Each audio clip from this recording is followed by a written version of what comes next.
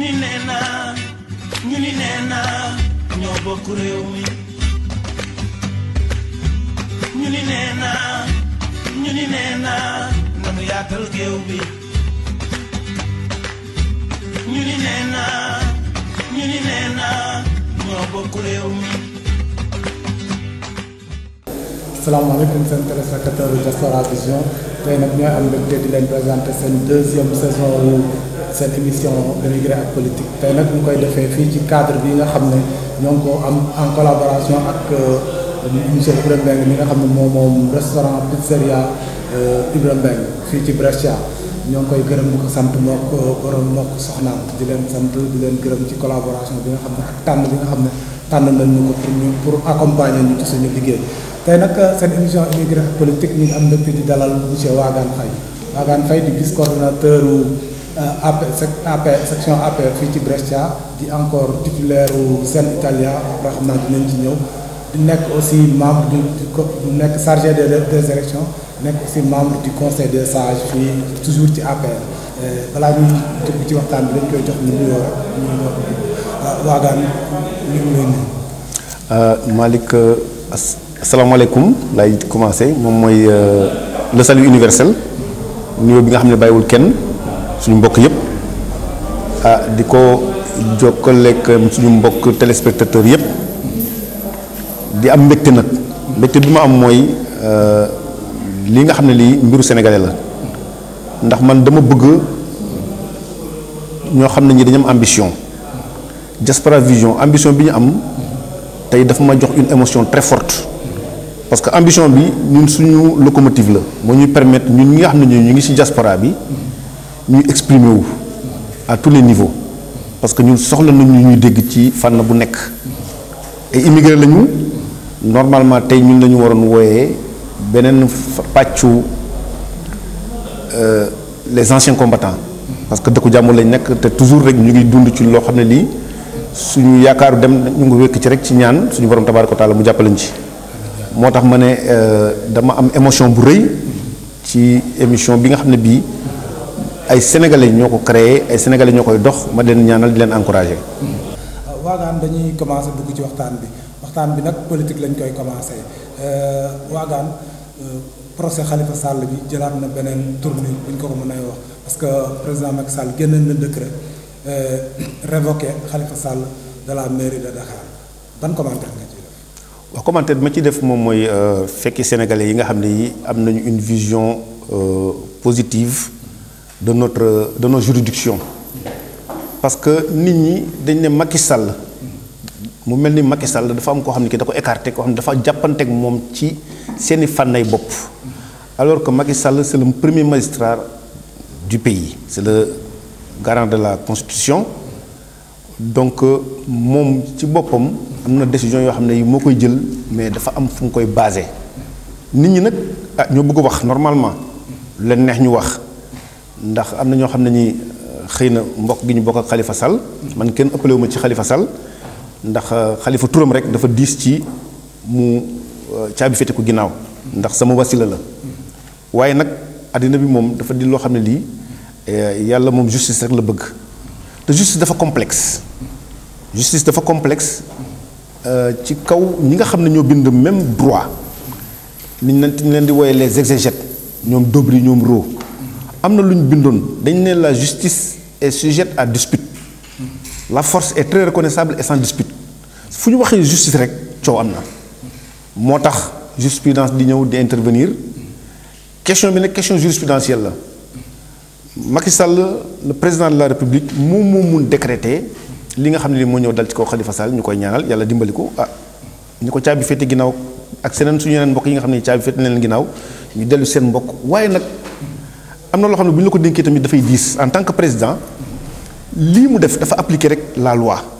ban mais Wagane est-ce que Macky Sall vraiment c'est le moment était opportun même bu dee ne sax ma concédé la ko même bu dee ne sax loi la appliqué est-ce que c'était opportun pour mu def lii parce que lii dafa gauche ñu gis ne Macky Sall le président Macky Sall ci ay méthode am dafa mel ni ku xaw a maladroit yàlla ñu baal ma terme bu mu jàll dafa manqué délicatesse daal parce que lii vraiment dafa dafa dëng trop ni mu ko defee nii procédure bi en plus affaire bi Khalifa Sall épuisé wuñ tous les recours toutes les voies de recours épuisé wuñ est-ce que warul woon bàyyi ba affaire bi même bu dee daf koy def mu def ko après. waaw man après boobu moo ma ci jaaxal. parce que un fait am na. ñu constater le fait. léegi application des règles de droit ñëw. ñu ne daa war a xaar boobu est-ce que am na foo xam ne c'est prévu. xam nga daa war a xaar la moo tax ñu wax ñu xaar ba ñu épuiser toutes les voies de recours bu ñu demee ba Khalifa Sall amatul fenn fu ñu koy kiiwee amatul beneen recours mais des na lii vraiment yàkkamti la wala acharnement mënu li ñii di wax acharnement kenn mënu leen mën a bañ a jox dëgg parce que tamit affaire Khalifa Sall bi loolu rek la ci président Macky Sall wane acharnement ak vraiment yàkkamti bëgg a éliminer kenn koo xam ne kii il est susceptible de chippé ko poste. waaw ndax loolu acharnement boobu ñuy wax. wala ñu ne waroon na xaar ak bon c'est-à-dire que boo xoolee c'est du côté civil. loolu nit ñi ñoo koy wax. nit ñi nga xam ne ñi bon peut-être ce sont des profanes des juridictions. mais les techniciens du droit. xam nañ ne président dafa war a appliquer. parce que li article yi prévoir. ci sanction bi nga xam ne moo dal ci kaw Khalifa Sall. warul sax yegg ci beneen instance. parce que première instance bi su defee une condamnation ba muy def appel rek c'est-à-dire que condamnation am na dañ ko révoquer c'est ce qui est prévu article 135 du code général des collectivités locales ak l'article 140 ñoo koy stipuler mais fi ne nii il faut nit ñi wax warul sax yegg ci cour suprême président waroon na donc président patienté na xam nga président aussi sénégalais la am na loo xam ne ñun ni ñu koy xalaatee wala ñeneen ñi ni ñu koy xalaatee noonu la koy xalaatee moo tax mu patienté xaar mais moom droit da ko ne bu fekkee am na condamnation première instance yi war na ko mun condamner parce que du xew Sénégal la xewee ah xew na Niger xew na je crois Nicaragua xew na Bénin xew na France xew na ci dëkk yu bëri. yoo xam ne lu bëri ñu dul jeex. am na mais est-ce que ni ko Macky Sall doxalee noonu la ko ñëpp doxalee. Macky Sall sax yéex na. parce que vraiment ñun. Macky Sall yéex na parce que yeneen dëkk yi day xew rek conseil comment dirais-je conseil des ministres décrété.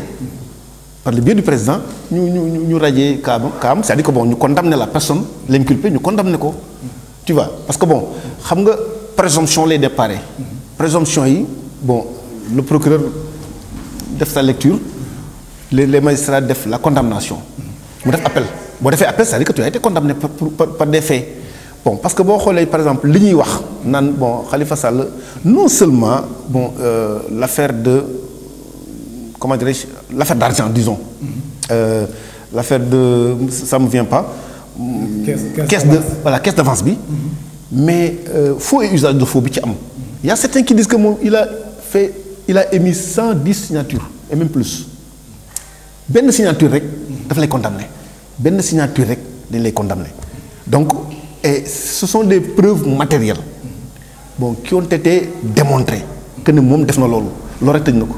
loolu mu gën a aggravé kaawu Khalifa Sall bokku ci li Khalifa Sall nekk maire de Dakar ku nekk xam na ne maire de Dakar poste stratégique la d'ailleurs sax ñu bëri ñu ngi prévoir ne Macky Sall daf ko nar a def su délégation spéciale jox ko ay nitam pour ñu caxatee waa dëkk bi 6 mois yi di ñëw vraiment daal. waaw kooku gis-gisu nit ñi la xam nga bon bu fekkee da nga ànd ak Macky Sall. bon da ngay xool du côté de la discipline.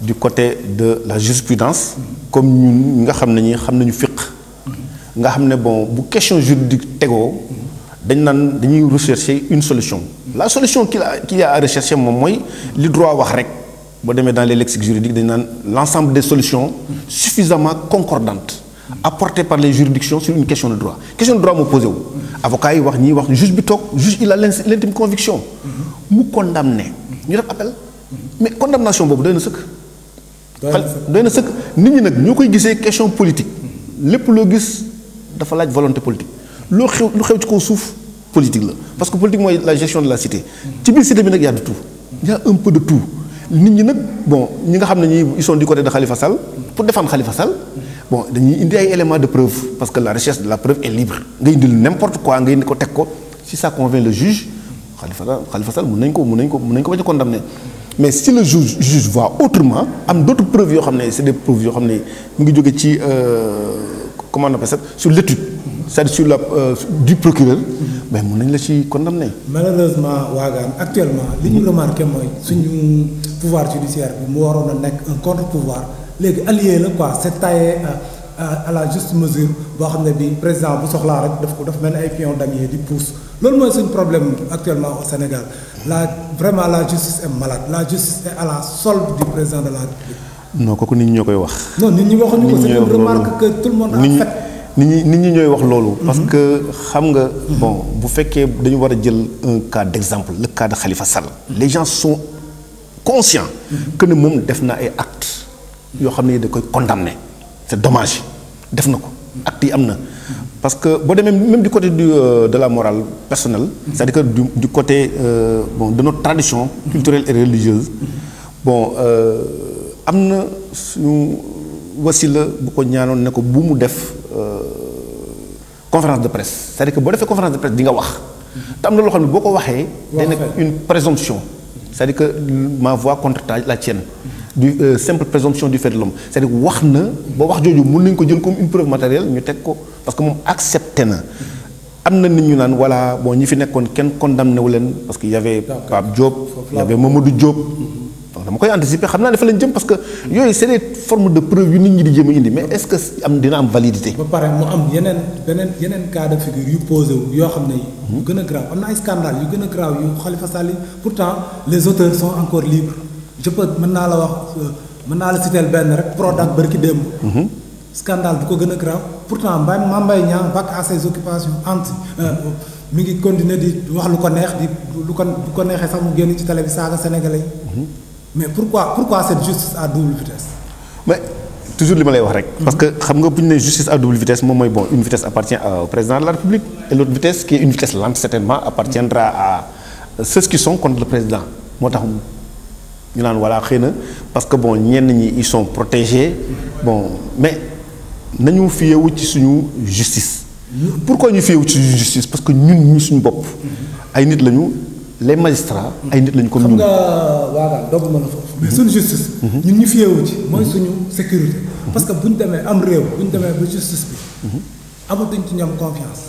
réew moom ça va directement ça va droit au mur moo tax ñun bu ñu sañoon justice ñu wóolu ko mais boo demee ba nga xam ne danga naan jarul sax may dem tribunal wala lii de xam nañ ne fii lay mujj les gens anticipent sur sur les verdicts même verdict ko Khalifa Sall bettul kenn. tout le monde savait que Khalifa Sall fii lay mujj parce que loolu actuellement loolu ngeen bëgg. éliminer ko parce que c'est un potentiel. non potentiel mais Khalifa Sall n'est même pas adjoint de Tanor. ça ne veut rien dire mais. Khalifa Sall Tanor n'est pas plus populaire que Khalifa Sall. quel est le parti de Khalifa Sall lan mooy parti Khalifa Sall Khalifa Sall lan mooy parti am. Khalifa Sall moom mu PS bi muy jël dëkk bi lan la am. non Macky Sall dafa dem ak une alliance Khalifa Sall mënul dem ak PS parce que il n'a pas le récépissé. c'est Tanor qui est le secrétaire général du PS.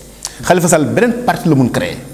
parti boobu mun créer ñi mu yaakaar mooy ñi mu àndaloon ci PS. mais mayu leen ko temps pour mu def ko. non ban temps nga koy may yow tu es sous caution parce que da nga am loo def nga ne nañ la may temps.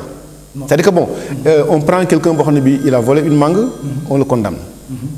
un père de famille bon on prend quelqu'un qui a volé des millions ñu on le laisse parce que bon dafa am un titre.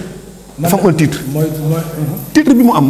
am na ñuy wax naan voilà Macky Sall dafa sàccoon lii Macky Sall dafa nañu xaar bu ëllëgee comme le cas de Karim su fekkee la même chose se produit il peut être bon puis condamné certainement mais du moment que fi mu ne nii li ñuy dund mooy li nga xam ne la réalité li nga xam ne c'est palpable li nga xam ne moom moo nekk dans le temps bon nañ ko dund tranquillement xam ne ñun ñëpp ay Sénégalais lañ parce que prétention yi dafay bëri Khalifa Sall bon parce que potentiel candidat la Khalifa Sall et cetera il est le maire de Dakar tout court te Sénégal pour nga gagné ko. non le maire de Dakar c'est quelque chose. waaw c'est que non dama leen tout court parce que le Sénégal c'est pas seulement Dakar hein. et Dakar bon bu ñuy wax Dakar peut-être banlieue bi sax moom moo ëpp force te banlieue bi Khalifa Sall il domine pas la banlieue ah. bu dee élection kese. non il domine pas la banlieue parce que banlieue bi Macky moo fa nekk gis nañu résultat élection yi passé bon à partir de Grand Yoff jëm Guédiawaye Pikine Yeumbeul Keur Massar et consorts mais foofu c'est la force politique soo fa génnee nga dem au niveau de la région du Sine Saloum c'est l'autre grenier de la politique du Sénégal nga dem jusqu'en Casamance y a des gens yoo xam ne maintenant ils sont du côté de Macky Sall bon léegi ñu ne Khalifa Sall parce que c'est un potentiel adversaire dañoo bëri ah tey jii Khalifa Sall. suba ñu ne dañoo doy waar ah. parce que déjà beneen potentiel adversaire bi Karim Wade. bañ ngeen ko jox sax ba yéen laa parce que ci nga bokk bañ ngeen ko jox sax carte vraiment muy mbir mu aberrant tamit. toujours rek vraiment boo leen biaisé da ngeen di biaisé le jeu avant ñu koy commencer vraiment dafa ñaaw daal. xam nga généralement dañ naan les procès politiques sont jugés avant. xam moo tax sànq ne da nga bëgg a joxe sa verdict mais la magistrature man c'est une magistrature yoo xam ne boo xam ne bii damay fiyewu ci sur cette magistrature parce que ñoom ils lisent ils interprètent c'est ce qu'ils lisent moom la ñuy interpréter preuve yi ñu leen di apporter ci la ñuy basé wu pour joxe seen verdict y a rien d'autre du ñu inventé dara gisoo fi benn magistrat bu inventé boppam dara on lui apporte des preuves bon moo tax léeg-léeg ay cas de nullité am cas de nullité relative am et cetera. mais est-ce qu'il doit se laisser influencer par le pouvoir. non ban loolu mooy problème du Sénégal. pourquoi ñu ne influencé par le pouvoir. pourquoi bon si le pouvoir xam nga le procureur bon c'est l'avocat général. bon parce que moom mooy def après l'instruction moom mooy def. bon moom mooy passer comment dirais-je enfin dans la procédure juridique quoi bon léegi pour le Sénégalais. bon ils sont dictés dañ laan def leen nii def leen nii alors bi la dicté te nga am preuve yow. par exemple prenons le cas de Karim on a parlé de Karim. prenons le cas de Karim. dëkk bi nga nekk yow. soo xëyee tey nga yor fi ay milliards. di nga démontrer par force. foo ko jëlee wala ñu tëj la. CREI yi noonu la loo am tëddee yaay démontrer. mais nit ñi dañu naan Karim topp nañu ko ba sonn gisuñu ci moom dara jàppuñu ko dañ ko ne yow lii nga am fan nga ko jëlee. dama lay jox benn exemple bu ndaw. Karim ñëpp xam nañ ne daan voyager ak jet privé. sur le contribuable sénégalais sur jet privé benn charter rek bu dee voyager ligne bi il y a 10 ans de cela coûte 6 000 € l'heure Karim di jël jet privé di voyager ba ay Malaisie di war a rencontrer ay démocrates ou bien des investisseurs pour on aide le Sénégal ñoo ñëw en avion groupé bokk benn avion ñëw bu ñu la gisee dañ naan dellul yow da nga ñoo yàpp xaalis boobu moom mënu ko produire fii dëkk bi nga nekk productivité la ñuy fay. Tu produis plus, on te paye une partie, l'autre partie on te réserve pour bon, les besoins de la cause.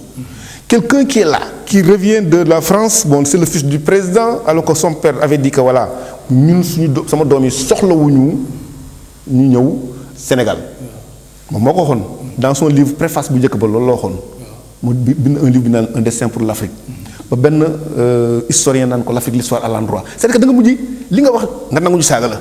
moom dafa waroon bañ loolu ko waxoon Bernard Louga mu indi ay doomam par le biais des politiciens doom ji ñëw ñu jox ko 4 ministères c'est déjà trop kooku moralement c'est une personne à condamner c'est pas sérieux c'est pas du respect ci nit ñi quoi benn nit mel ni yow superman nga ñu jox la 4 mun la ñàkk indil problème loolu moo indil Karim problème bi. mais c'est que waaga pour revenir ci CREI sax ci boppam. mais CREI xanaa Karim Wade rek moo taxoon ñu créé ko pourtant y a des gens.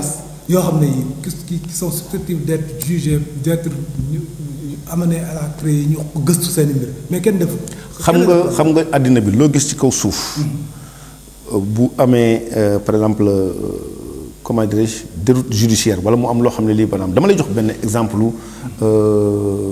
certains malfaiteurs yi nga xam ne dañuy jaay par exemple le drogue quelque chose du genre on les prend pas tout de suite parce qu'on cherche le grossiste dañuy dem di def poursuite de l'enquête ba mën a jàpp grossiste bi parce que l'histoire du droit nous a enseigné beaucoup de choses boo demee à l'époque en France en 1976 il y avait l'affaire du juge Fayard xam naa boo demee ci net bi nga xoolaat ko bon nga xool histoire boobu nu mu demee l'affaire Messring yooyu yëpp c'est des trucs qui nous ont enseigné nga dem ci un écrivain qui a parlé du droit René Fleuriot les erreurs judiciaires des gens qui ont été condamnés alors qu'ils étaient innocents des gens qui ont été laissés alors qu'ils étaient fautifs loolu yëpp day am léegi magistrats yi ñoom ñun duñu ay magistrats ñun duñu ay juristes peut-être ay apprentis juristes lañu quoi ñoom dañuy am seen intime conviction parce que loolu leen procédure pénale may ñu am liberté de recherche de preuve am l'intérêt de poursuite d'une infraction ou quelque chose du genre donc bu ñu demee ba yegg fenn fi ba jël ku mel ni Khalifa Sall wala Karim ñu condamné ko ceux qui sont avec ils disent que non nous ne sommes pas d'accord fàtte nañu. xam nga moo tax duñ d'accord ñu ne jàppuñu ñeneen ñi mais am na ñoo xam ne ñoom fekk nañ leen prison ñu jàppee leen leneen fàtte nañ nit ñooñu parce que ay nit lañu comme ñoom pourtant fi ñu ñaan dañ naan yal na leen yàlla dimbali ba ñi caabi féete ginnaaw ñu dellu seen kër yi donc jàpp nañ Karim dañu war a jàpp ñeneen ñi mais Karim mu gën a intéressant ci ñi war a jàpp. Khalifa Sall mu gën a intéressant ci ñi war a jàpp. tax ñooñu. seen jàpp mënul bàyyi ça ne peut pas nous laisser indifférent. parce que duñ n'importe qui ci landerneau politique bi. parce que ñooñu rek la gars yi jàpp ne analyse yu bëri ñooñu rek lañ jàpp ne Macky Sall bu naree am problème ñooñu ñoo ko nar a indi mu jël leen xañ leen seen i droit xam nga loolu tamit. non gis-gisu nit ñi la gis-gisu nit ñi la xam nga kooku gis-gisu grand place yi la. parce que ñoom c'est des sujets politiques. sujet politique lañu parce que duñ ay personnes civiles yoo xam ne ñoom ñoo nekk ci langue politique gi. Khalifa Sall. mairie bi mu géré l'argent qu'il a dépensé. am na ñu ko daan def loolu la wax. ñëpp d'accord nañ ne loolu moo fa amoon mais ñoom ñu prévoir woon ne lii extinction c'est pour 5 ans c'est-à-dire que xam nañ ne lu mel nii war na mun am parce que juridiction day prévoir Mamadou Diop ak yàlla na ko yàlla xaaree àjjana Pape Diop kenn mëntu leen poursuivre parce que am na expiration bu ñu naan extinction en matière de droit donc mëntuñu leen suivre moom mi nekk ci langue gi moom la ñu mën jël moom moo dugg ci politique di dépenser bi muy dépenser c'est pour au moins gagner la confiance de ceux qui peuvent soutenir sa politique et il appartient à une entité mooy coalition bi mu dem ba yëg boppam am na ay temps yoo xam ne yi dafa noonu xaw ma day def réflexion de Dakar bon xaw ma amoon na une possibilité de 50 milliards yoo xam ne ay investisseurs sans pour autant passer par non mais quand même dañu am ministère des finances même loolu sax même est-ce que léegi yow kon finalement blanchiment bu weex tal la loolu bu blanchiment bu gën a leer mooy loolu quoi yow ministère des finances nekk fi nga ne yow yaa ngi jéem a utiliser benn fonds alors en dehors du ministère des finances ana respect bi où est le respect de nos institutions. Parce que da ngay yëg sa bopp. Même ministère des finances. il a bloqué moom tamit un projet de 50 millions pour son propre ego kon loolu lañ mën a wax. parce que c'est pas parce que yëgaluñ ko rek. que dafa war a bloquer loo xam ne lii dafa naroon a servir tout un peuple. waaw mais non tamit moo lay wax ne les politiciens là dëgg. non il faut ñu respecter. gis nga les règles juridiques économiques. dañ leen war a respecter. parce que règles juridiques yi ak économique bañ na ko ba ñoo bokk sa département. sciences juridiques et économiques. bu bàyyee bu ministère bi bàyyee woon xaalis boobu dem mais xaalis boobu fan nga koy dugal après quand tu fais une comptabilité doo xam foo koy dugal doo xam fu mu bokk. xaalis boo xam ne bii bon jaaru ci ministère bi te ministère bi moo war a gérer tout ce qui est argent tout ce qui est monétique au Sénégal nga bàyyi benn xaalis mais kon blanchiment bu flagrant la boobu dafa doy war. bu ñu jógee ci Khalifa Sall ak Karim Wade. président Macky Sall dugal actuellement loi sur le parrainage jàll na actuellement sax gars yi ñu ci commencé nañ ci liggéey. ban commentaire ngay def ci parrainage bi.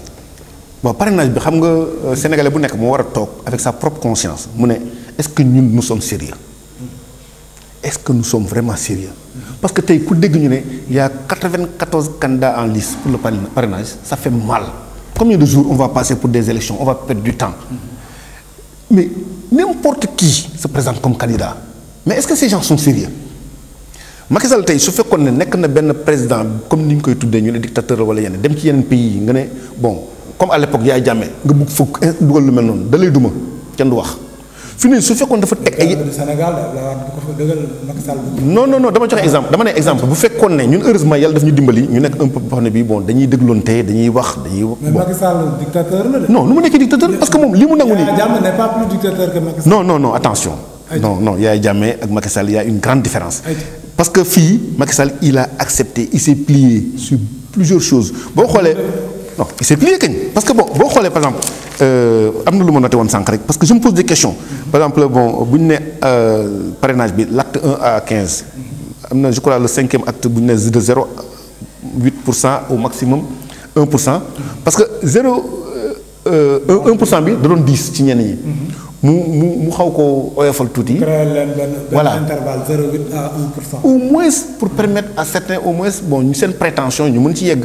mais tey jii sénégalais yi am na ñoo xam ne ñu soo leen fekkoon ñu toog nga laaj leen jox leen liste bi bu leen neexee ñu gomee ñenn nit ñi parce que jarul ñenn ñi di présenté wu naan ay dañuy bëgg a nekk ay. dañuy yabaate ko ñenn ñi yéen a leen parrainé ci suuf de pour. non mais non xam nga boo amul preuve matérielle nga wax rek day nekk présomption simple quoi da ngay wax loo xam ne lii yow rek yaa ko gëmal sa bopp mais au fond amoo ci benn preuve matérielle noo koy condamné fait dañ koy condamné fait bu manqué benn élément rek condamnation bi day nul et non avenu donc Macky Sall il est flexible.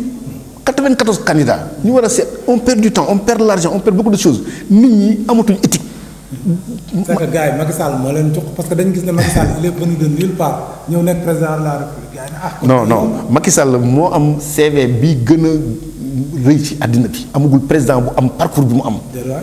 amul fu mu jaar yëpp directeur de société ministre jusqu'au premier ministre président de l'Assemblée nationale amul kenn ko mës a am ci parcours am. da nga gis ñoo xam ne ñi dañuy parachuté wu rek nekk président. parcours bi ça n'a pas servi à grand chose. ah ça sert xam nga xam nga parce que Macky Sall président Macky Sall taxawaay bi mu waroon am vraiment amu ko vraiment des na lu bëree bëri donc je crois que affaire bi du ay CV bu 10 y a am na yeneen facteurs yu waroon. non par rapport ak li nga posé da nga posé question bu mel noonu. ma tontu la ci kaw loolu mais. xam nga remplacer Ablaye Wade. Ablaye Wade est un géant de la politique. vision bi yaatu na. boo xoolee Ablaye Wade lu ñu daan wax ci moom toujours dañu naan dafa defar lu bëri ci dëkk bi infrastructure et consort bi Macky Sall ñëwee ci Ablaye Wade bi mu ñëwee en tant que premier ministre lañ commencé les travaux mook Diène Farba. avec Niass 11 mois yi ça n'a servi à rien ay problème politique la woon. Mame Madior Boye y a eu l'intervention du bateau le Joola. Idrissa Seck ñëw.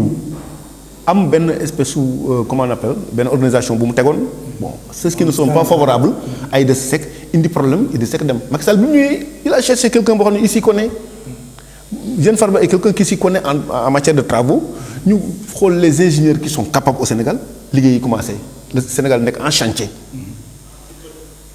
damay xaar nga laaj ma ci question boobu bon qu'est-ce qu'il a encore fait pour le Sénégal est-ce qu'il mérite quelque chose du genre waaw d'accord dinañ ci ñëw parce que da nga ne Macky Sall bi mu ñëwee. donc ça prouve nettement que. Macky Sall.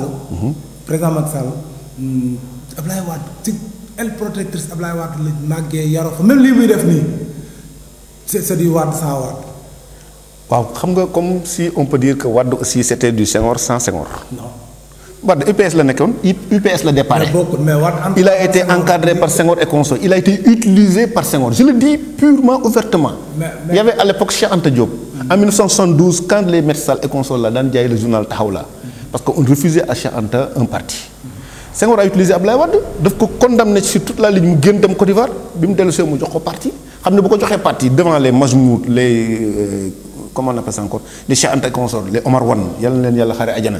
bon ñooñu dañuy tas bu ñu tasee moom dootul amati adversaire politique.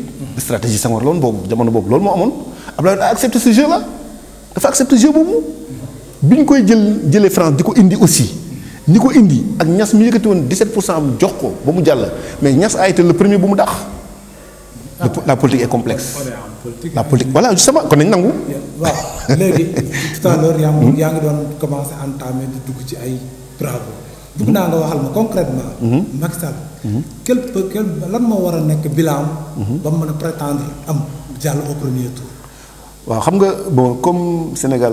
wu ñu habitué wu à ce que bon bu ñu la confier un état nga liggéey bon liggéey bi amal nit njëriñ mooy source économique ñun ñu nekk Europe xam nañ ne réeréwuñu mbir ne fii Italie par exemple li ñu naan édilizia le bâtiment quand le bâtiment fonctionne tout fonctionne schéma économique boo def ci bâtiment ngay déparé génn dem ci comment dirais-je avant ngay dem ci marché da ngay dem ci projet boo jógee ci projet nga dem ci institution financière yi après institution financière yi nga dem ci marché damay taxaw foofu une minute parce que ñun bu duggee ci marché rek dem à la demandade amatul contrôle léegi su jógee ci marché bi dafa war a dellu ci institution financière yi delluwaat ci kër yi parce que ci kër la ñuy jógee ci bâtiment donc tant que le bâtiment fonctionne ñun ci bâtiment la ñuy génnee fii ñu war bâtiment la lépp loo gis bâtiment la si le bâtiment fonctionne tout fonctionne bâtiment buy fonctionne da ngay defar infrastructure tali yaa ngi màgg Sénégal ñaata kilomètres de route la def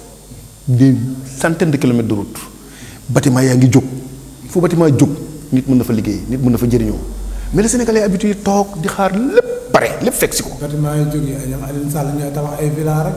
non non en dehors des villas am na ñoo xam ne duñu Alioune Sall duñu kenn xamul leen ñu ngi tabax lu kenn xamul yow Malick yow mën ngaa tabax lu kenn xamul dañ naan Malick fan la jëlee xaalis bi fekk yaa non ñu lay audité mën nga am un partenaire nga travailler ci benn fànn nga créer loo xam ne lii man miy dawal seen Italia mën naa créer clinique boo ëllëgee clinique boobu lu ma fi bàyyi mën naa créer leneen parce que sama vision passé na loolu parce que bu ñëwee fii dama gis ne bu nit ki am na loo xam ne lii bon il peut rêver bon ba dem jusqu'au ciel parce que nit dara jomb ko ñun ñëpp ku nekk dafa renfermer benn talent boo xam ne bii su ko exprimer rek jeex na mën na ko jëriñ donc ma dellu si waat ci ne le bâtiment mooy source économique ndox courant gaz lekk naan lépp loo xam ne lii quincaillerie lépp boo xoolee les quincailleries fonctionnent constamment parce que lépp ci bâtiment la dem nit ci bâtiment lay génne banques yi bâtiment la société bâtiment tant que le bâtiment fonctionne tout fonctionne mais Sénégalais ñoo amul kii boobu parce que Macky Sall yi mu def œuvre yu mag yi mu def Sénégal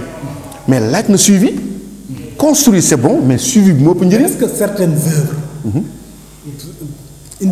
moment bi ñu leen def c'est opportun est-ce que am na œuvre yoo xam ne yi amul leneen yeneen yu ko gënoon nekk prioritaire. mais c'est des coopérations xam nga quand tu as une coopération avec un pays donné comme Allemagne bi fa jógee tout récemment ñoo defal ay propositions ou ay investisseurs la ñu doon ou ay partenaires la ñu doon da nga leen naan non ñu lay dugal xaalis sa kër sa dëkk mu jël war a jëriñ Sénégal nga ne non bëgguma doo ñëw dama lay jox exemple doo ñëw ab fayoo courant fayoo ndox fayoo sa kër ma naan la dama lay jëndal oto doone ma Malick naa def priorité ba pare bu dee ma bëgg a dimbale defal ma lii ak lii ak lii loolu tamit ci fula la bokk c'est pas parce que da nga may dimbali que da ngay jël mënuma ñëw di la jëndal Mercedes bu 30 000 euros te amoo fayoo courant fayoo ndox bu ma la ko joxee sax amoo essence boo ci def il faut qu'on soit raisonnable. waaw mais question boobu c'est-à-dire que je veux comprendre cette question là parce que dama ne bon ou partenaire ou investisseur. waaw le partenaire bu la fekkee yow nga am benn projet. un projet viable. très bien projet viable. mais partenaire bi bu ci gisee ne am na ci comment dirais-je am na ci gain. c'est-à-dire mën na ci am quelque chose de positif. mais da ciy dugal xaalisam da ciy bokk day participer. l'investisseur il vient mu xool sa terrain mu xam ne war na fa mun def dara mu jëriñ na mu def ko fa léegi kan nga ciy refuser doo ci refuser kenn léegi nit ki day ñëw yore xaalisam ne man lii laa bëgg a def nga ne ko non man defal ma lii wala nga dem sa mu dem feneen on a perdu combien de cas du genre. waaw ayca bëgg naa nga dugal parce que vraiment bilan bi li nga ma wax sax man. c'est leeru sama bopp daal. tu m'as parlé de bâtiment kër mais concrètement. quel est le bilan de Macky Sall concrètement. bon premier bilan bi da ngay dem ci au niveau des familles. toutes les denrées ont été abaissées. le coût de tout non c'est vrai. le gaz coûte moins. l'essence coûte moins. le riz coûte moins. le sucre coûte moins. yooyu yëpp bon malheureusement yoruma chiffre yi fii mais ñëpp xam nañ ne bi mu fi ñëwee ba léegi yëpp dafa wàcc. parce que bu ñuy wax conjoncture ça dépend du panier de la ménagère. déjà loolu taxaw na ba pare. léegi il faut créer des emplois mais créer des emplois moom mooy nga def ay infrastructure nit ñi dem di ci liggéey alentour nit ñi di ci liggéey boo defee une autoroute Ila Touba mais autoroute bi yoon Touba ba keroog nga yegg Touba ci yoon bi yëpp ni ko am xel war nga ci mën créer dara ci yoon bi mën créer autogrill mën créer motel mën créer lu nekk ci yoon bi parce que oto yi dañu fay jaar nit ñi ils sont dans le besoin da ngay génn da ngay def une déconcentration technique une déconcentration matérielle mais nit ñi mënuñu toog Macky Sall def lépp à 100% mu mënul nekk. nit ñi koy laajuñu loolu. nit ñi lu ñu bëgg au juste kenn xamu ko Sénégal kenn xamul lan la bëgg kenn xamul lan la Sénégalais bëgg ñi àndul ak Macky Sall daal dañ koy tam dëmm maa ngi excusé du terme bon ñi ànd ak moom aussi du ñu nelaw dañ koy défendre. parce que ànd ak moom tamit lu mu def ngeen d'accord. non on défend sa politique.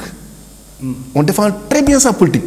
su fekkee am na loo xam ne dañ ko gis ci moom te d'accord ci ñun on en parle ci suñu biir ñu waxtaan ci suñu biir defar ko suñu biir.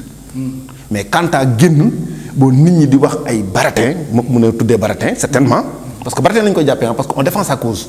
ñu topp leen ci ne yéen li ngeen di wax dëgg la teguñu ko fenn parce que sénégalais yi nañu xam ne fête parrainage bii li ko indi ñoom ñoo ko def tous les sénégalais ñu bëgg nekk candidat ñu ne parrainage ñu expliqué bi ñu fiy indee référendum bi problème la woon référendum bi jur na ay députés yoo xam ne ils n'étaient même pas d'accord et qui font quoi pour nous aujourd'hui rien absolument.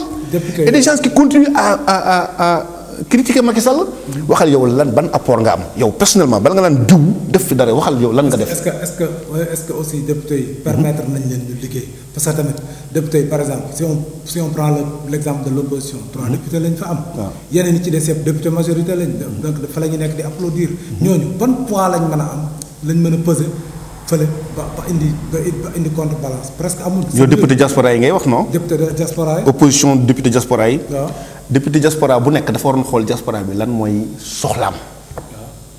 waaw xam nga premier soxla bi mooy lan. nga dem xool sur le plan économique parce que ñun xaalis moo ñu fi indi dañ ñëw pour wut si pour dem. député yi bu fekkee comprendre nañ loolu yow li ngeen di liggéey nii ñoom li leen di cautionné jàppale leen wax ko assemblée ñu jàppale leen yéen ils peuvent vous créer des partenaires ñoom parce que ñoom am nañ le passeport diplomatique am nañ la possibilité de bouger am nañu fu ñu mën a waxee ñu mën leen dégg bu tax duñ jóg ci loolu duñ ñëw jege leen wax ak yéen ou bien lu dul rek toujours Macky Sall n'est pas bien Macky Sall daa ñaaw Macky Sall daa njool Macky Sall daa mais c'est pas possible quand même on ne peut pas continuer à vivre Abdoulaye Wade loolu moo ko sonal à l'époque da ngay nekk opposant ba nekk opposant contre toi-même député yooyu dama leen di conseiller nañu jege ci population bi laaj leen lan mooy seen problème yéen ngeen jël problème yi étudier ko dugal ko assemblée wax ko ñëpp dégg ko foofu. man j'ai un projet boo xam ne bi député war nañu ko mën a foofu ñu dégg ko parce que dafay jëriñ waxuma la Sénégal. mais dafay jëriñ contacté nga député yi pour ñu xam pour ñu nekk au fait de tes projets aussi. contacter comment xam nga contact passewul nga def une propagande. ñi nekk ci internet bi ils voient. tey jii amaguma la possibilité de génn ba di yegg ci benn niveau bi. exemple yéen laa jox ñi yéen ñii li ngeen def nii tey jii nii mais vous avez déployé vraiment une grande volonté. ferveur bu kenn xamul nu mu toll. mais man su ma nekkoon à la place de ces députés là man dinaa xam fan lay dem ak lan lay def lu amal njëriñ askan mais du ma toog rek toujours di critiquer naan dara baaxul ak a yomb.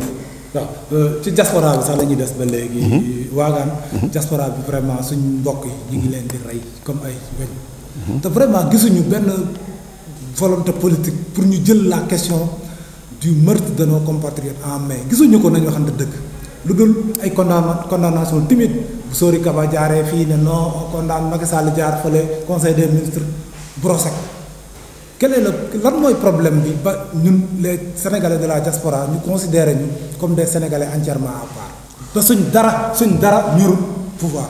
mooy sujet bu complexe la. parce que man maa ngi à l'extérieur. damay ñaanal ñëpp comme ni may ñaanale sama bopp yàlla bu ñu dee àll. neexul bon cas d'accident day am. mais constat bi ma jaaxal mooy bon la plupart des personnes tuées c'est des sénégalais la plupart. on tue d'autres personnes. mais ñi ci ëpp sénégalais lañu.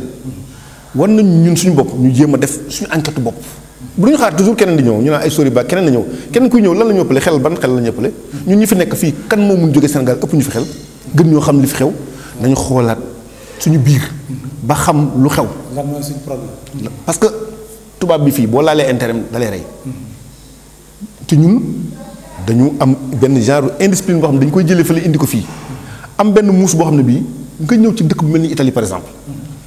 mos naa tase benn tubaab mu ne ma ñii li ñu may def ñun ñu ngi ko doon def à fële Palerme il y a 50 ans de cela parce que boobu ay sénégalais ñu ngi koy jéem a nag ay sénégalais de mu koy wax ak man affaire bi métti ko lool ma xool ni muy waxee xam fa mu mun yegg ki mun jékki-jékki rey boppam rey la du dara ci moom kon moytu koo tooñ teewul nag accident mun na am ñu ne bon cas bi cas d'accident la parce que bon nit mun na soxla kenn tase keneen jaawale kook moom wala mu mere kenn rey kenn fekk kook am na lu mu ko def sénégalais yu ci bëri ñu ngi def ci ñu ngi dugg ci loo xam ni waruñ ci dugg yu bëri sénégalais yu bëri ils ont faussé beaucoup de projets yoo xam ne yi dañu ko seq ak ay italiens bon ñun dañu manqué étude lan la ñuy def Europe dañu yaakaar nañu war a remplir suñu poche rapidement amuñu collaboration entre nous demal ci été ba ñëpp bokk la ñuy jaay demal feneen ñëpp bokk la ñuy def tey jii Brescia y a combien de restaurants ku nekk restaurant mais c'est du n'importe quoi bu kii defee lii naka den def leen li ngay def li sa morom di def bu ngeen ko boolee lépp Sénégal la jëm mu jëriñ Sénégal mais non lii waa jii di def par exemple Ibrahima Mbengue li muy def comme am na ci réussite waagaat naan moom day def comme Ibrahima Mbengue li mu def finalement Ibrahima Mbengue dootul dem man du ma dem c'est du n'importe quoi sénégalais yi amuñu discipline boobu war nañu xoolaat lan moo ñu fi indi ak lan la ñu war a def ak nan la ñuy àndee suñu biir bis bu ñu waree taxaw ñu def bloc tey jii immigré yi ñu ngi am ay problème xoolal chinois yi même bu ñu amee manifestation pour les immigrés comme Salvini loi yi mu teg nii tey jii par exemple il y a un blocage bu muy créer ci le dépôt des nationalités ak ñoo xam ne ñu mën a nit ñi n'étudient même pas le problème pour mun ànd en bloc ab say kenn mun leen dem. loolu moom d'accord naa ci damay d'accord ak yow ci yow foofu moom. Sénégalais yi ils ne peuvent pas faire bloc. loolu moom nangu naa ko ba pare sénégalais au lieu bu mbokk sénégalais am réussir mu def ko fierté dafay mel ni daf koy gêner loolu nangu naa ko mais tamit loolu terewul na yow waagaan sa doom. bu génnee tooñ ñu dóor ko. di nga ko corriger. ñëwee ci biir kër gi mais di nga dem xool lan moo tax ñu dóor ko ak ki ko dóor lu tax man foofu laay waxee ñun dañu am ay kilifa on n'est pas tombé du ciel ñun dañuy Sénégal lañ jógee te bu ñu yàlla dimbalee li ñu bu ñu ko jotee fa lañ jëm ba pare Sénégal dañ fay dugal suñuy koppar ak suñ lépp fii kenn amu fi dara li nga am yépp Sénégal nga koy yóbbu donc je crois que ñun on a le droit d'être assisté même bu dee ne sax par ailleurs dañ am na ñu ciy tooñ. waaw mais assistance bi dañu naan charité bien ordonnée commence par soi-même. boo defaree sa bopp yow ma assisté. mais soo defarul sa bopp ñu lay assisté dañuy jël affaire finalement ñu ne bon on a un consulat boo xam ne bii nit dee na fi sax xamu ci dara saak wala et cetera et cetera. on a Sori Kaba qui est le docteur deful lii on a Macky Sall deful la ñun ban pays lañu pays bu tuuti Sénégal léegi dañuy jël une armée bon bu ñu jàppee ab sénégalais ñu ñëw fi ak avion wàcc. xëy na kenn waxul loolu mais lépp loo gis procédure la xam nga bu kenn amee problème Bergamo par exemple. le consulat à 35 minutes de Bergamo mu ñëw xool lan moo xew Bergamo xam nga le chef de poste ñëw xool lan moo xew Bergamo def rapport am acheminé ko ci autorités yi tamit bu ñu jotee rapport bi ñu def li ci war. ñun foofu la ñuy waxee mais c'est pas parce que ànduñu que kenn waruñu jàppale. depuis ci laxat sax daanaa gis. dara bu xewee. mu am yoo xam ne dina mun dem am yoo xam ne du mun dem. bien avant laxat ci ñoom Baro. waaw ba yàlla ko yàlla xaaree àjjana. le jeune Baro bi nekkoon à Rome. ak ni mu doon déployé woo. mais du motal mukk dañ ko daan critiquer. dafa war a fekkee chaque fois bu ñuy yóbbu benn néew. dafa war a fekkee mais quand même yàlla rek ko mën. quand même soyons sérieux aussi. dañuy dem ba Sénégal yi di réclamer seen ne bon léegi Sénégalais bu dee. ñun ñoo l'état du Sénégal moo ko war a jël en charge. ban budget fan la jëlee budget boobu man j'avais écrit. benn chronique ci loolu. d'accord ma ne. Sénégalais bu dee fii état bee la war a yóbbu. parce que nit ku nekk fi ngay dund. fi nga war a fàggandikoo war nañoo organiser wu de telle sorte que ku dee sax kenn waru ko cotiser war nañ dépasser loolu nangu naa ko de. état mën na ko yóbbu. pour man sax. moo tontu la si pourquoi état war ko mën a yóbbu parce que ñun ñooy informer état fan la war a jaar pour mën ko yóbbu ñun ñoo nekk ci dëkk bi.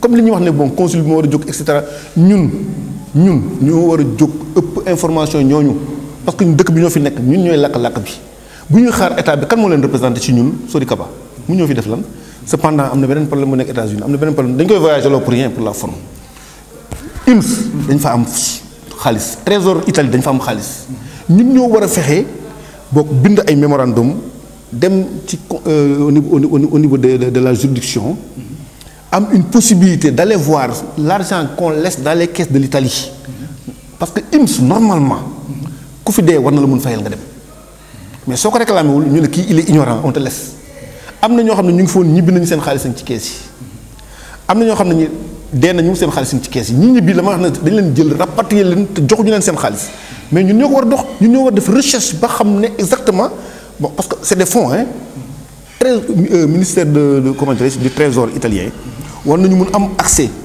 tey jii am nañ possibilité coopération sénégalo-italienne que bon des sénégalais yi nga xam ne dañu am problème fii ñu défendre leen par un avocat italien gratuitement am nañ possibilité boobu démarche boobu ñu def war nañu mun def démarche ba xaalis bu ñu fi am bàyyi ko fi lu ñu la fi dagg nga xam ne bon dañu ne woon daf la fa war a jëriñ ou pension ou consort pension kañ bis bu la dara dalee mar d'Italie loolu au moins mu am lu mun ñëw fekk état moo mun nag ci kaw ñun ñu waxoon ne ko lii war na mu nekk mais état bi mën na ko bañ a xam Macky Sall nit la ko man am na loo xam ne lii maa ko gën a xam fuuf parce que ma nekk fii mënul nekk fële mu nekk président ba tax ñu sol ko piqûre boo xam ne bi langue bi da koy maîtriser wala mu xam l'intégration italienne. d'accord loolu nangu naa ko mais dafay teg ay nit pour vraiment ñu koy xamal non seulement. ñu assister Sénégalais ñun ñoo fi teg suñu bopp ñun ñoo fi teg suñu bopp.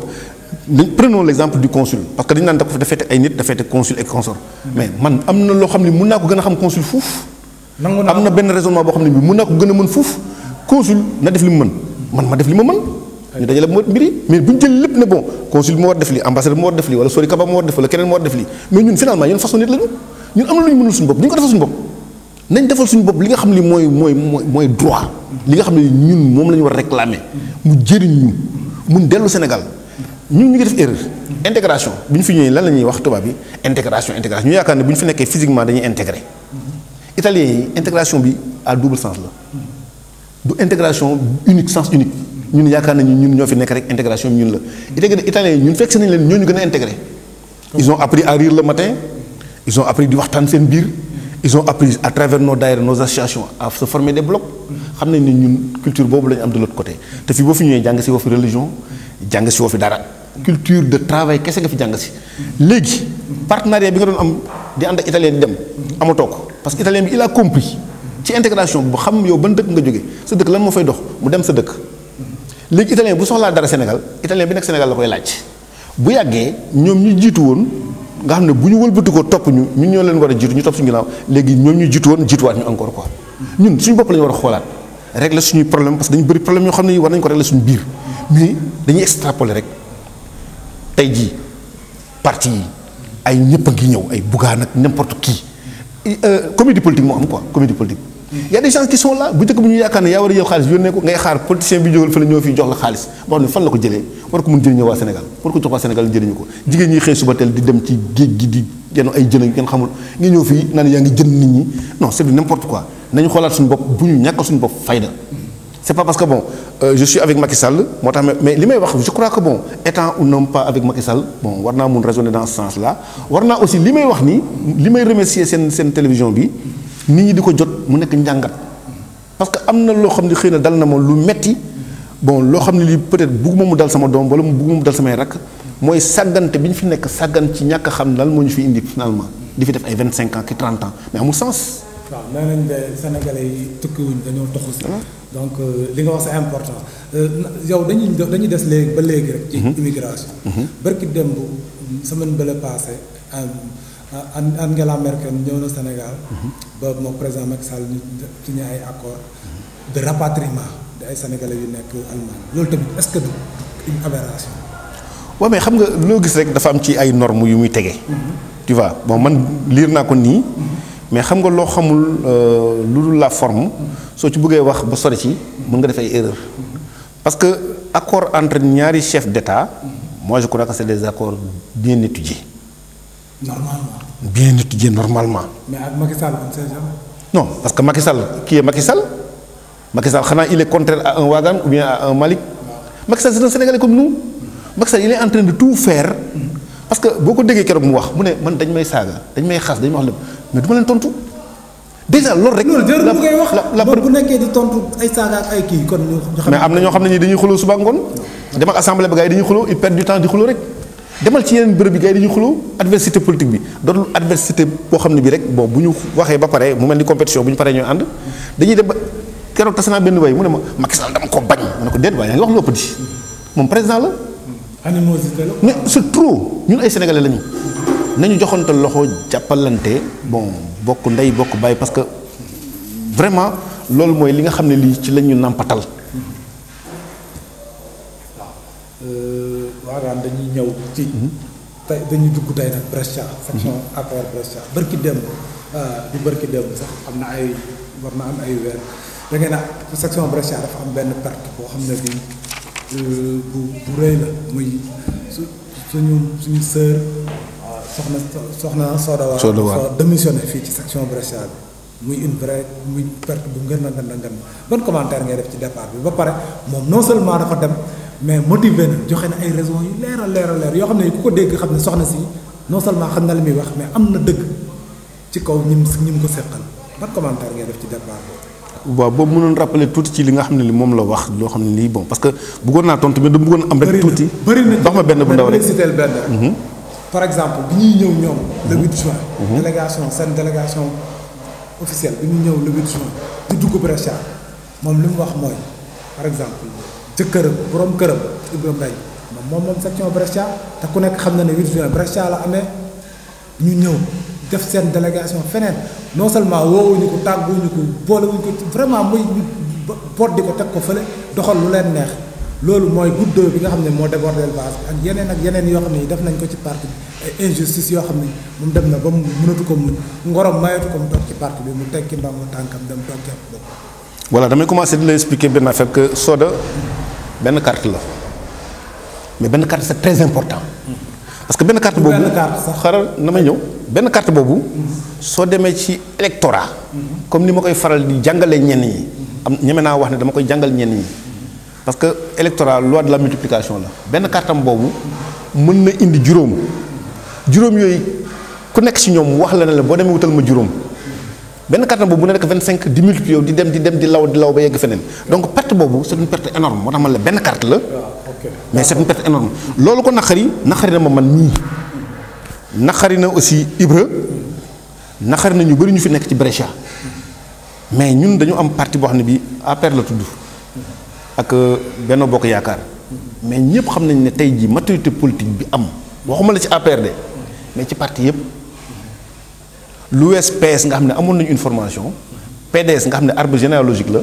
format parti APR bi ki nga xam ne mooy secrétaire général bi ak tout ce qui se passe au Sénégal quand est-ce qu'il aura le temps de former son parti quand est-ce qu'il aura le temps de refaire son parti bi ba tey ji c'est un parti jeune parti yi def ay 40 ans ki 50 ans bokkul ak parti boo xam ne bi amagul 10 ans te xam nga xëy ci àddina dox xëy wax affaire bu doy waar nga ko loolu moo ñu dal ñun comme beneen parti am na ay problème am na ay clivage am na ay querelle intestine am na ay problème seen biir mais ñun malgré naqar yooyu ñun ñu ngi gérer parce que dañu am une conviction parce que nekk APR mooy sa maillot bi ngay sol mais ki ngay defal Macky Sall la ñun mun nañu def loo xam ne lii avec ou sans l'APR on le fait pour Brescia on le fait pour Macky Sall parce que nit ñi il suffit nga convaincre leen nga xam loolu leen ne leen mbir mi lii la du affaire u tentamar tëgg wax parti wax lii bon ñu ne parti bi rek comme ça rek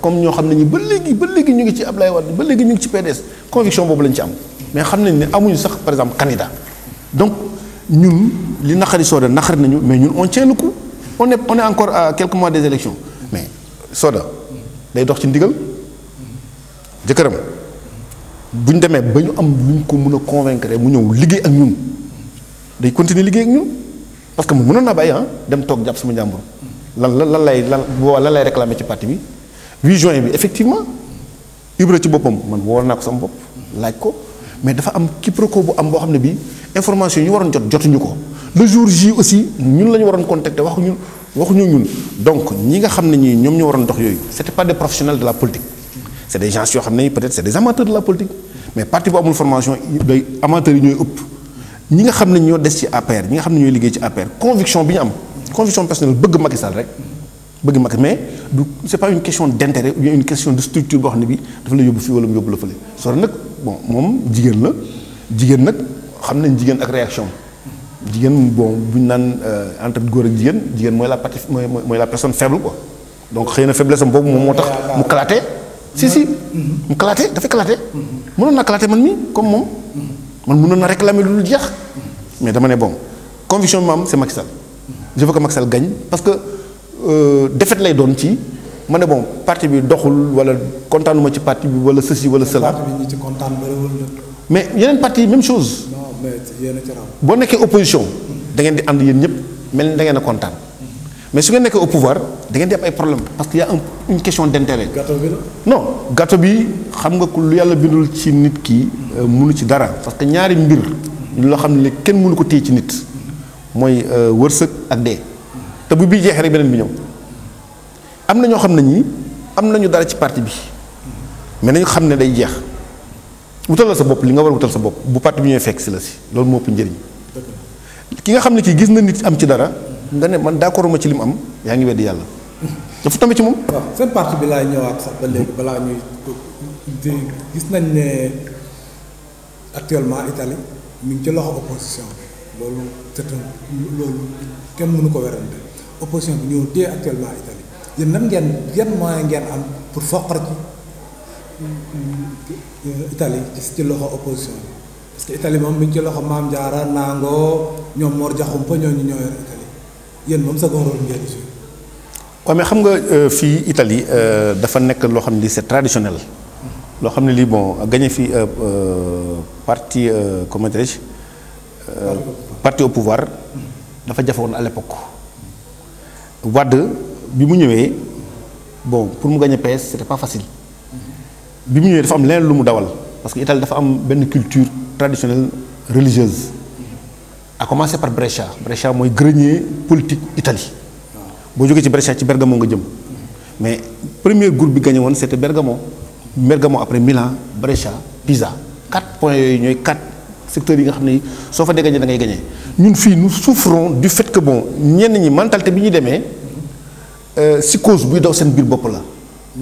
moo tax ma mere ko mel ni Idrissa Seck psychose u tarixa ba démb rek lay mer ci gis ay sénégalais des musulmans jël photo naan pape bi ils oublient que ne ñun nous avons toujours cohabité avec le chrétien musuloo dégg ñu wax la dara musuloo dégg ñu wax la lu ñaaw nga jël ab jëlal man sama sëriñ nga génne ko ne dafa dem fële ça me ferait très mal on le prend pour un jeu dañuy foyee dara ba mu taal daay bi mu lakkaale la loolu moo am si cause boobu je le dis tey pour nit ñi dégg ko bu ma takkoon du ma votel ku mel ni Idrissa Seck du ma ko votel je l'ai toujours estimé stratège la lépp la mais fi ne nii bu defee dara wala ma dégg dara dama koy mere ma koy jëppi j'ose dire ça pourquoi parce que bul dugal psychose boobu ci bopp nit ñi. ban psychose.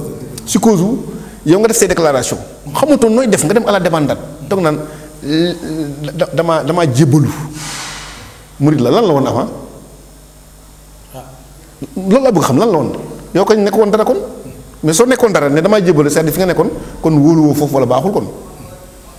psychose boobu boo ko dawalee benn waay dégg ko benn masamba boo xam ne moom yoonam nekku ci moom xam nga lu mu gëm moom lii la gëm. tarixam bii la gëm. toute cette littérature là. rapportée au cas d'Italie. Qu'est-ce que ça donne.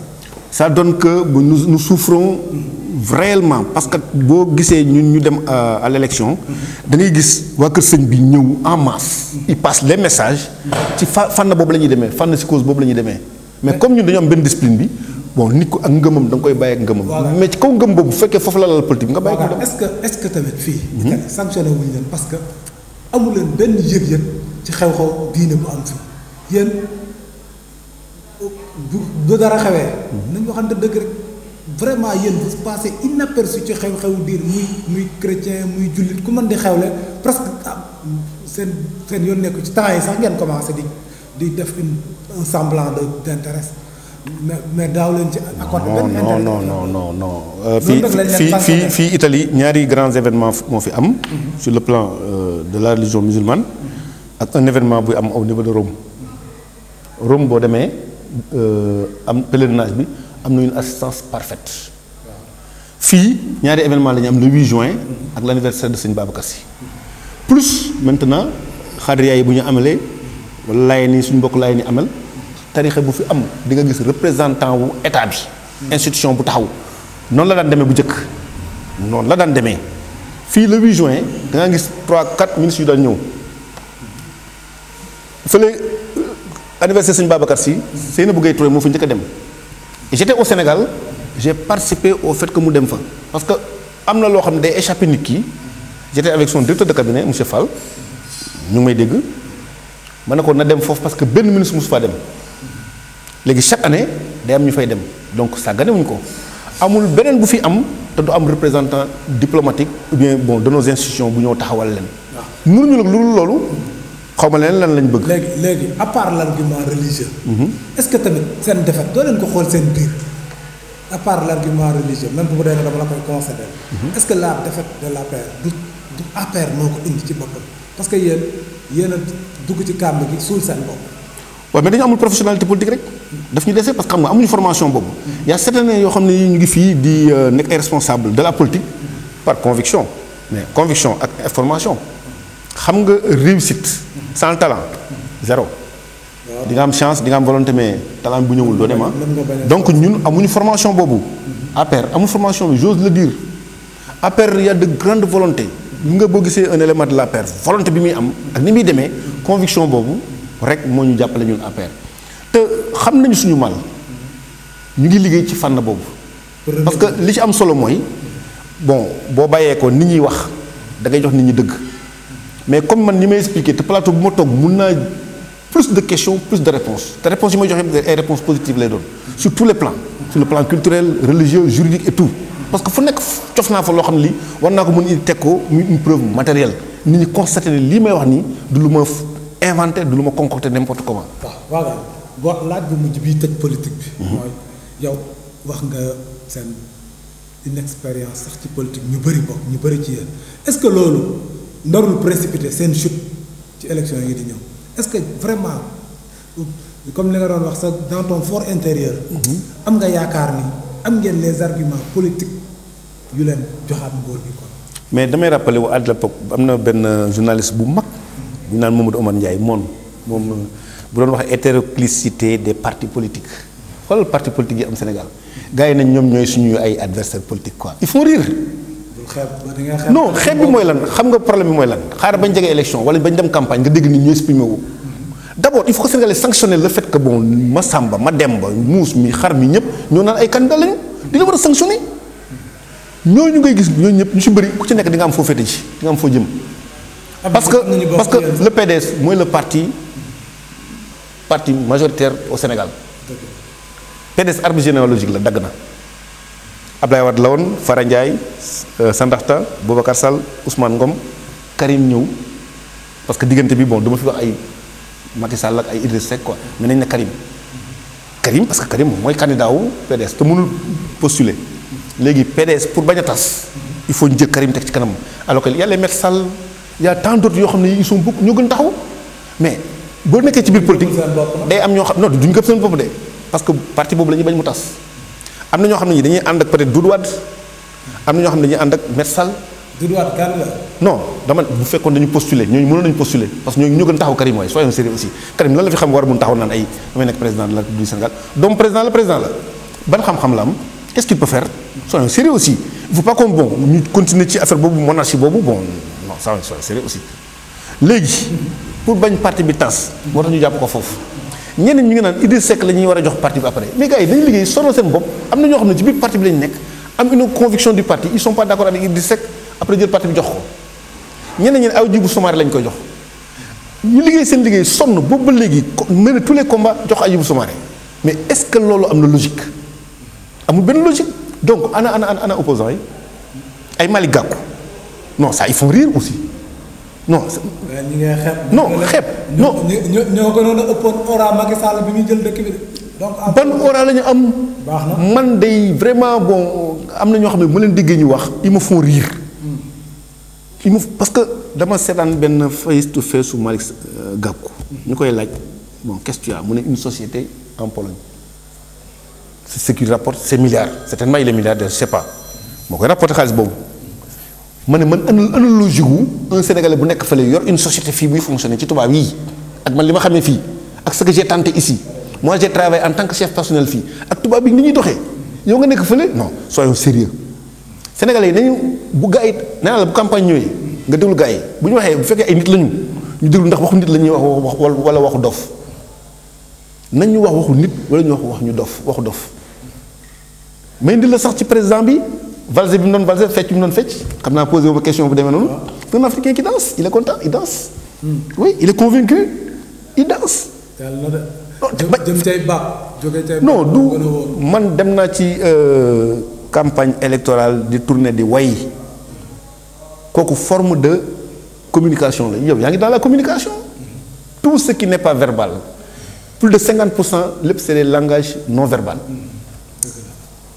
voilà attrait physique bi habillement bi comportement bi tout ça. côté boobu moom dañ leen ciy gagné attrait physique moom zéro. côté boobu mais 50% la moom foofu vous avez 0%. jëm leen a góorgóorlu ci yeneen 50% yi ba xam lu ngeen. kon dañoo ñaaw quoi gaa yi leen gën a jantal gaa yi leen dàq solo. yan gaa yi leen gën a. mais loolu man c'est xam nga lan moo jaaxal candidat opposant yi ñan la. yan candidat opposant ay gaa koog yooyu. waaw ah non mais ñooñu dañu war a fay droit d'auteur ñoom saa neex parce que ñoom ils ont dañu sàcc seen discipline. ñun c'est des comédiens politiques c'est pas des politiciens. baax na yow nga gis ku toog naan ngeen ma jëlee naa def lu fi Macky Sall def mais soyons sérieux quoi aussi gars yi soyons sérieux man lañ ko man ñemuñ ma ko wax man kenn ñemul jàkkaarloo mën naa fi def loo fi def loo def gum ci àddina dara loo ma tanee man naan. il faut ñu jox leen ko ñu. jox pour lan ñu essayer. Macky Sall avant ñu koy fal dafa fi woon dara il a fallu que ñu jox ko dëkk bi pour mu jéem te sax dafa tëlee. nu mu tëlee Macky Sall 80% d'une gestion d'un état mu ngi koy def. ce sont les travaux. 20% yi moom mooy gouvernance gouvernance moom mooy moto di nit ñu ne ou bonne gouvernance ou une gouvernance qui a des difficultés. pour ñu clore chapitre politique bi parce que yàgg nañ ci. yow jàpp nga ne da ngeen di gagner largement. mais même bu ñu demoon deuxième tour xam nga généralement boo demee deuxième tour doo gagné dama lay wax rek dama ne même bu ñu demoon deuxième tour généralement da ngay dem deuxième tour perte facilement mais même dama ne même bu ñu demoon deuxième tour parce que ña des kan mooy da ànd ak kan. loolu kay bu ko lijjanti. non dama lay wax rek non il faut ñu lijjanti ko parce que ay Sénégal lañu. kan parce que nit ñi bu ñu nax seen bopp wax naa la fi léegi PDS bu jël liggéeyam di ko jox Idriss Seck. Idriss Seck réew mi la de. am na ñu nekk ci biir PDS wax naa la ko dama ciy delluwaat d'accord ñoo Idriss Seck. moo taxoon mu jóge fa. Hadjibou Soumaré du ñëw tey tëgg ndëndam gaa yi liggéey seen liggéey jox ko xanaa gaa yi dañoo def na donc ñoom dañ ku nekk day dem si yoon te bu ñu demee ba ci kanam la ku nekk di jéem a xool fan la jëm fan moo ma arrangé fan laa jëm et am na de grands politiciens des responsables des gens très disciplinés comme ay Fada yoo xam ne ñu ngi dem di rejoindre le camp de Macky Sall. discipliné comme ay Fada parce que mi ngi ci yéen. non léegi non mais def ñu ay yenn déclaration yi amuñ yenn comportement yi dañoo toog tey xam ni ñuy def c'est tout c'est des politiciens aussi parce que xam nañ fi ñu teg seen tànk loolu tax ma naan c'est des gens parce que bu fekkee da nga maîtriser ce domaine tu as maîtrisé une discipline. discipline politique boobu moo tax ma naan c'est des gens très disciplinés. waaw léegi pour tëj leen dossier politique bi léegi dañuy ñëw. ci ba léegi ci immigration la sax. dañu gis ne Wagan yow vous avez mis sur pied benn structure bu ñuy wax Sen Italia. muy occupé wu généralement ci ay assistance médicale ak yooyu bëgg naa nga expliquer ma tuuti comment ça fonctionne ak lan moo tax nga def ko. waaw li may wax rek xam nga somme d'expérience mooy dimbali nit ci kaw suuf. fii mënoo wax ban somme d'argent nga mën am pour ñibbi Sénégal. sànq wax naa la boo wax la waxu ay intégration italien léegi ñu dem à notre place. ñun bu ñu gaawul lépp lu ñu war def Sénégal ñoom dañuy dem defi ko ñu ngi ci dëkk boo xam ne bi ma jox benn exemple ñoo fi mën en culture de riz ci Europe war nañ dox ci fànn boobu seet parce que tey jii ceeb bi ñëpp a ngi ciy waxtaan Sénégal ceeb rek lay consommer. diggoon ngeen autosuffisance. non mais on est à quel niveau. on est ci ban production lañ nekk. duñ demat chiffre parce que tëj nañu wàllu politique bi damay ñëw ci Sen Italia damay expliquer lan moo ma inspiré. parce que bon li ma constaté ci Europe bi. sama première année laa def constat. laa ne ma où sont nos économistes. parce que ma gis fi institutions financières yi les banques et les assurances comment ça fonctionne. chaque jour may réfléchir. ma dugg ci détail liggéey j'ai compris. ma ne dew ma université politique université économique de mais je commence à comprendre la démarche économique. bon ma xool lan mooy le besoin du Sénégalais. dans mes études ma ne bon ñun bu ñu demee Sénégal comme dañ ne ëllëg ant nañ faa dellu mën nañ fa mën dem toog te boo fa toogul doo fa mën samp dara boo fa demee boo amee problème santé doo am benn couverture alors que tàmm nañ déjà une couverture maladie fii boo feebar da ngay am ci hôpitaux yi tranquillement léegi am na kër yoo xam ne sax boo demee ci hôpitaux yi fa ngay gën a nekkee à l'aise voilà donc ma ne bon comme man maa nekk dans le besoin man ak Malick Sakho Augustin Ibrahima Mbengue ñun ñëpp ñoo yem ay Sénégal lañ te bu ñu demee fa dañuy nekk dans le besoin ma créé lu mel nii bi ma koy créé aussi may def étude bi di seet di ko jàngat di xool les hauts et les bas les tenants les aboutissants may dem auprès des banquiers pour xool la possibilité des points de collecte parce que affaire xaalis la may dem auprès de certains techniciens ñu may indiquer may dem auprès des professionnels de la santé ñu expliquer ma jël la somme totale ba tey ji damay leen di consulter daal di ne bon naa créé ce qu'on peut appeler la Sen Italia la sénégalaise de l'Italie parce que Italie la nekk mais c'est la sénégalaise de l'Italie mais qui bon tend vers toute la diaspora parce que soo ko yemaloon Italie kese keneen day def leneen loo xam ne lii comme li may wax sànq rek Sénégal lu mu def moroomam ñëw concurrence ko yàqu ma daal koy globaliser ñëpp yem ci ñëpp ñu nekk diaspora yem ci boo demee Sénégal avec 12 euros mooy 1 euro par mois kas ci calcul global la parce que ku mu sa nekk ak un écrivain bon un économiste un juriste comme Abdoulaye Wade nga jàng ci ay mbiram am na yu mu daan wax yoo xam ne xëy na dañ ko jàpp am na yoo xam ne da koy rëcc day rëcc Cheikh Anta Diop et cetera ñoom Senghor bon ñun dañu yàlla daf ñu may ñu fekkee ci as tuut ci ñooñu ñëpp ma booleeg li ma gis fii ma ne xaaral ma tëgg lu mel ni 12 euros par mois tey jii boo am na ñaari numéro yoo xam ne maa ngi ko def ci suñu groupe Sen Italia bi soo demee suma woo leen ñoom ils connaissent déjà Sen Italia soo fa demee ñu faj la. bu dee ne bokk nga ci.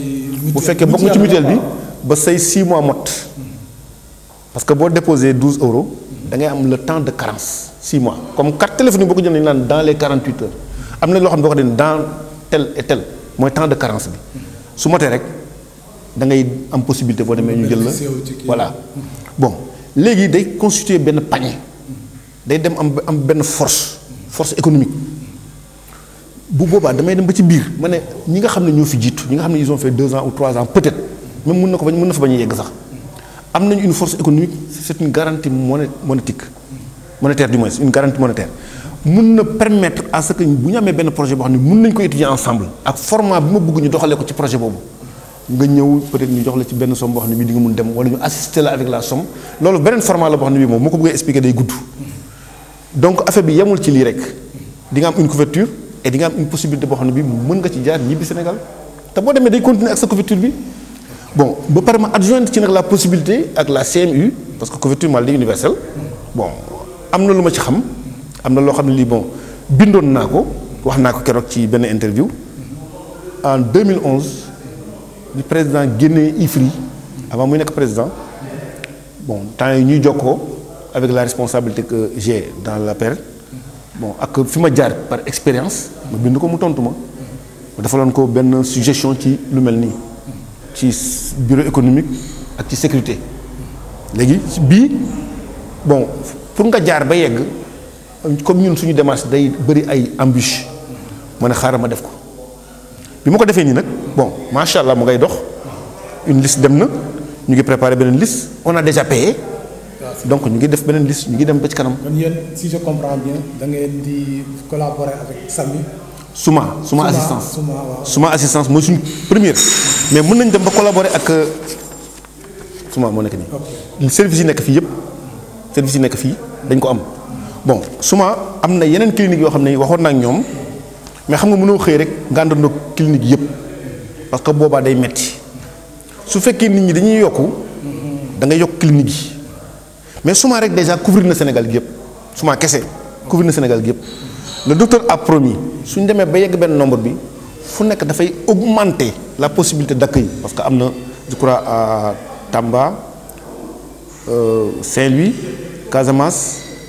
Mbour fu nekk am na fi benn point boo xam ne bii où il y a 4 lits ou bien il y a 5 lits il y a la possibilité aussi d'une ambulance mobile équipée maanaam bon si le cas si le besoin y est bon mun na la jël mu indi la ci hôpital boo xam ne bii bon l'hôpital de besoin quoi am fekkee maladie infectieuse wala quelque chose du genre wala mu yóbbu la ci clinique ba bu la yóbbu ci clinique bi bon le reste ñun ñoo koy dox mais tu as déjà payé tout le reste bon on le fera par le biais de bon d'autres structures comme ay assurance ak yoo xam ne ñu ñoo couvrir yeneen parties yi quoi ñuy xaar maintenant la réaction de l'État parce que volonté politique soxla nañ ko état bi bu ñëwee ñu ànd en doublon ñu liggéey plus CMU plus Sénitalia plus certainement la caution boo xam ne bi état mën nañu ci jàppale c'est-à-dire que la subvention boo xam ne état mën nañu ci jàppale bon pour que aussi nit ñi di bénéficier certainement de la gratuité des médicaments. waagaan fi ñuy tëjee mooy. ci présentation bi je l'ai omis. à dessein maa ko tey. présent boole mu woon loolu ci présentation bi. mais pour ñu la xamul. ancien policier bi. président Macky Sall fan la toll ci policiers yi ñu rajee woon parce que gisoon nañ ne dossier bi ñu ngi ci doon wax mais fan lañ ci toll.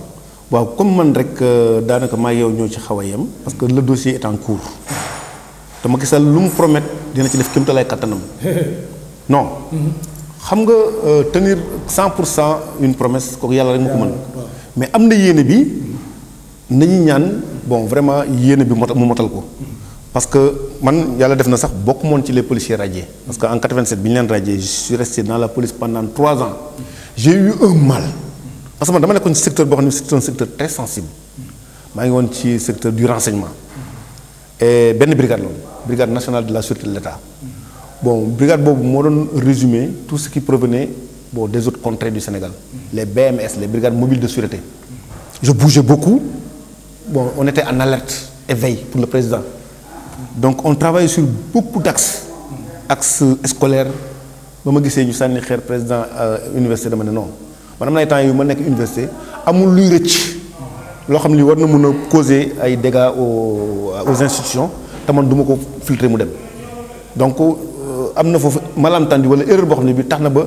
ñoom prévoir nañ ne bu ñu ñëwee foofu loolu mën na fa xew nekk naa ci système social aussi nekk ci système syndical dem aussi la partie économique et la partie politique donc pendant 5 ans j'étais encadré par des gens yoo xam ni c'est des professionnels du renseignement may def aussi ay recherches personnelles pour xam le renseignement xam ne le renseignement c'est la lumière de l'État parce que un État sans renseignement c'est un État boo xam ne bi zéro boo xoolee Union soviétique bi mu passé ci perestroïka bi avec Gorbatchev il était le chef de renseignement pendant 20 ans moo tax mu indi changement ci Union soviétique bi éclatement bi amee donc ma def ci ay étude ba comprendre ci lu bëri ba ma ñëwee fii pour ma gis dara def une analyse géopolitique daf may yomb rapidement damay mun def une conclusion quoi parce que ku jógee social jaar ci économie bon da ngay mel ni quelqu'un qui a des diplômes du ma dem profité dem jàngi nag dem jàngi jàng communication tuuti jàng network marketing tuuti leadership avec des diplômes académiques parce que de tout un peu comme on dit quoi